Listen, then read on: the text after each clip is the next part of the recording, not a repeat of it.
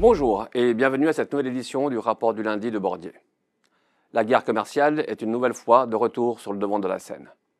En fin de semaine dernière, Donald Trump a annoncé les nouveaux taux des droits de douane sur les biens importés aux États-Unis. Ceux en provenance de Suisse le seront à un taux de 39%, bien supérieur à celui qui était attendu. L'entrée en vigueur de ces nouvelles taxes sera ce jeudi, le 7 août. Le coup est dur, mais l'histoire ne se termine pas là.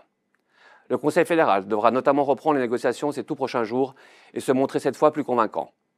L'objectif doit être celui de ramener ce taux d'imposition au niveau de celui de l'Union européenne et du Japon de 15%. Les entreprises suisses devront quant à elles s'adapter, chercher de nouveaux marchés et poursuivre leurs efforts d'innovation. Elles savent le faire, comme le montre leur résilience dans le récent passé, tant lors de la crise du Covid ou encore lors de la forte appréciation du franc suisse. Par ailleurs, en cas de besoin, l'excellente santé des finances publiques de la Confédération pourrait permettre aux politiciens de prendre des mesures de soutien pour soulager les entreprises ou les secteurs les plus pénalisés. Nous n'en sommes pas là pour l'instant, mais il est rassurant de disposer d'une certaine marge de manœuvre. La semaine dernière, au niveau économique, la statistique publiée la plus importante a été celle du nombre de créations d'emplois aux États-Unis. L'économie américaine a créé seulement 73 000 postes de travail, moins que les 104 000 attendus. De plus, les chiffres des mois précédents ont été révisés à la baisse pour un total de moins 258 000 par rapport aux premières publications. Cela signifie que le marché du travail est plus fragile et moins porteur qu'espéré. Le risque de déception sur la consommation, avant même l'impact des nouveaux droits de douane, a donc augmenté. La patronne du BLS, l'Institut américain qui publie le rapport de l'emploi, en a déjà fait les frais. Elle a été remerciée. De plus, la Réserve fédérale américaine, malgré les pressions de Donald Trump, a conservé ses taux directeurs inchangés la semaine dernière.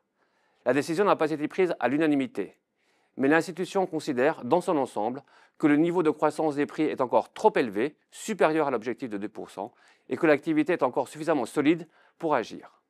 Il faudra donc attendre une plus grande dégradation de la conjoncture pour qu'elle apporte son soutien et reprenne ses baisses de taux d'intérêt. Avec ce flux de nouvelles, plutôt négatif, ce n'est pas une surprise d'avoir eu une semaine risk-off sur les marchés financiers. Les actions reculent d'environ 2,5% un peu partout, sauf en Suisse, où la baisse est plus modérée et de seulement 1%. Mais ceci est uniquement dû au fait que le marché helvétique était fermé vendredi 1er août en raison de la fête nationale. Ce matin, les actions reculent d'environ 1%, une contraction finalement plutôt limitée. Les taux souverains à 10 ans ont baissé d'environ 15 points de base aux États-Unis et de 5 points de base en euros. Dès lors, les prix des obligations sont remontés de 1,4% en dollars et de 0,4% en euros. L'indice du dollar s'apprécie fortement de 1,5%, ce qui n'empêche pas l'or de gagner 0,5% sur la semaine. La semaine qui débute ne s'annonce pas très dense en termes de publication de statistiques économiques.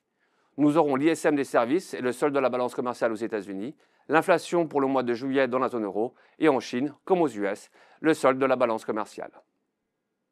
Les actifs suisses et le franc suisse devraient, en tout cas temporairement, souffrir des annonces des nouveaux droits de douane américains.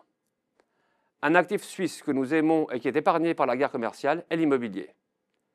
C'est aussi l'un des gagnants de la détente de la politique monétaire mise en place par la BNS et du maintien de taux d'intérêt bas.